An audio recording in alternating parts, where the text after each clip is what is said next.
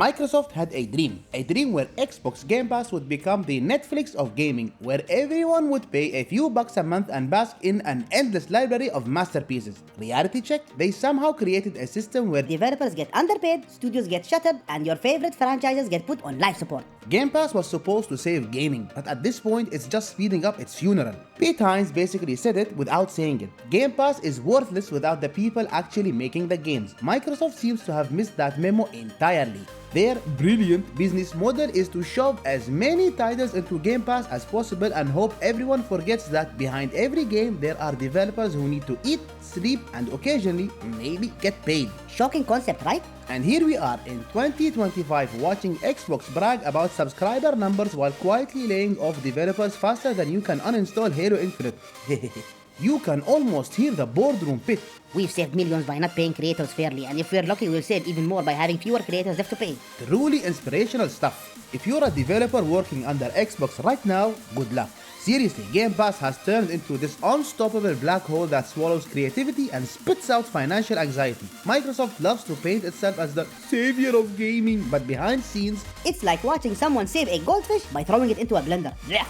Look at what happened to Hi-Fi Rush. Critically acclaimed, beloved by fans, and it still couldn't save its studio from Microsoft's layoff. You pour years of blood, sweat, and caffeine into a hit game, and the reward? A pink slip and a "thanks for your service" email sent from an automated bot. Yeah, Game Pass is definitely good for creators.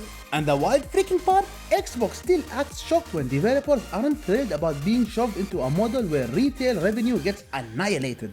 You spend freaking millions making a game and then Microsoft tosses it into Game Pass for pennies and wonders why studios are struggling to stay afloat. Truly galaxy brain thinking right there.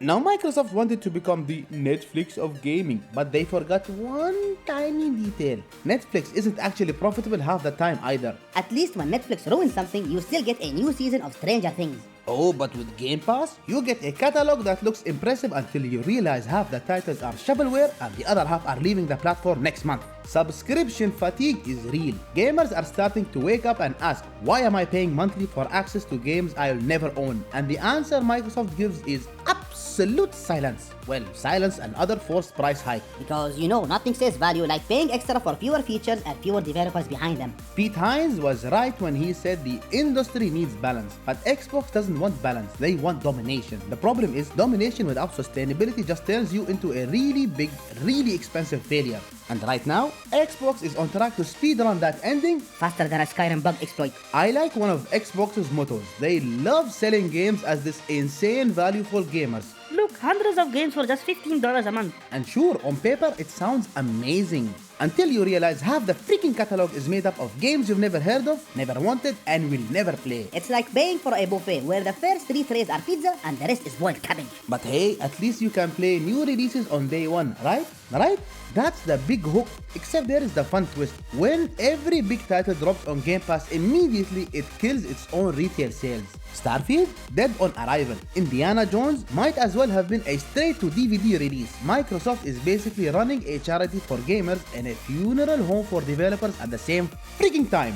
Oh, and don't even get me started on the value math. Xbox will proudly tell you you're saving hundreds of dollars a year while quietly charging you more for Game Pass Ultimate, killing studio bonuses and raking in microtransactions behind your back. Congratulations! You're paying less upfront so you can pay more later without realizing it. Now guys, do you remember when Microsoft bought Bethesda, Activision, and like half the gaming industry? Everyone thought, wow, this is going to be huge for Xbox players. And then, layoffs. Layoffs everywhere. It's like watching Oprah hand out pink slips. You get laid off, everyone gets freaking laid off. And the freaking wild part, Microsoft's profits are at record highs. They're raking in billions, but somehow they can't afford to keep the people who actually make the games. Instead, we get heartless press releases about streamlining creative efficiency, which is corporate speak for we fired your favorite developer team and replaced them with 3 unpaid interns and an AI bot named Flippy.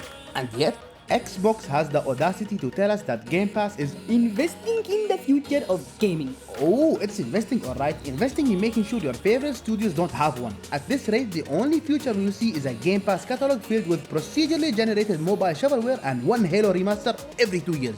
You'd think with Microsoft owning half the freaking industry, Xbox would be swimming in exclusives. But somehow it's 2025 and PlayStation still has God of War, Spider-Man, and Ghost of Tsushima.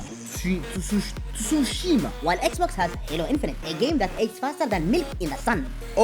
And Redfall. Remember Redfall? No? Well, exactly. Game Pass was supposed to solve this by giving Xbox a killer advantage, but it's just made things worse. When you condition gamers to expect everything free on day one, you destroy the incentive to make truly groundbreaking exclusives.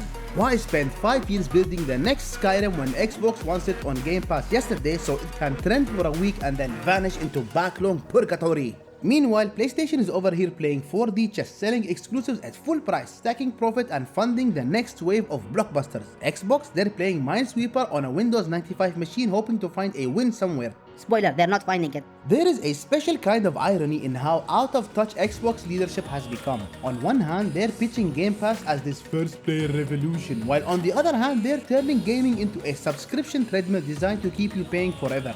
It's less for the players and more Milk the players until they freaking squeal.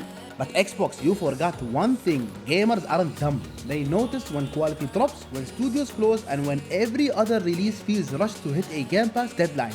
And the backlash is real. Reddit threads are full of Xbox loyalists questioning if they backed the wrong horse. When your biggest fans start comparing your ecosystem to EA's lootbox era, you know you've gone off the rails. And shockingly, instead of listening, Xbox freaking doubles down. They announce more acquisitions, promise more titles, and conveniently ignore that their current library is a revolving door of mediocrity. It's like watching someone build a mansion on quicksand and then brag about the view. You'd think Xbox would try to keep gamers happy while they figure this one out, right? Wrong. Instead, they're pulling the classic corporate move. Charge more, give less. Game Pass Ultimate, up again. Base Game Pass, probably next. Pretty soon, they'll charge you just to access the Xbox settings menu. And what are we getting for these extra dollars? Fewer exclusives, fewer big releases, and a catalog increasingly filled with indie games that you'll never play. Now listen here, I love a good indie game gem as much as the next gamer, but when you're charging premium prices and delivering Farm Simulator 27 and Cooking Mama VR, don't act like you're giving us Elden Ring level value. Meanwhile, Microsoft's pitch is still the same. We're making gaming more affordable and accessible. Sure, because nothing screams affordable like paying $20 a month for a Game Pass stuffed with filler and one AAA title you actually care about. Bravo, Xbox, bravo.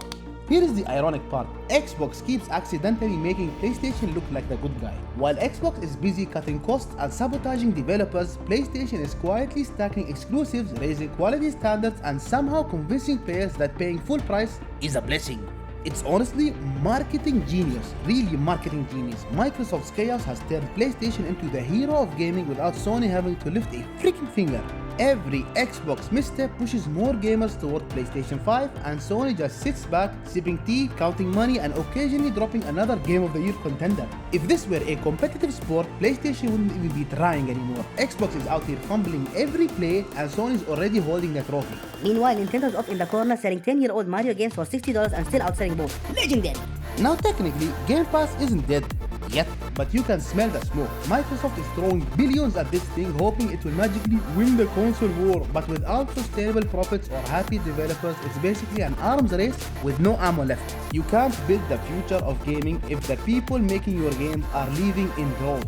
Pete Hines nailed it. Subscription services are nothing without the people creating the content. Microsoft built the house, but they forgot to pay the builders. And now, the walls are starting to crack. At this rate, the Netflix of gaming is going to end up as the blockbuster of gaming, a cautionary tale for every studio caught in its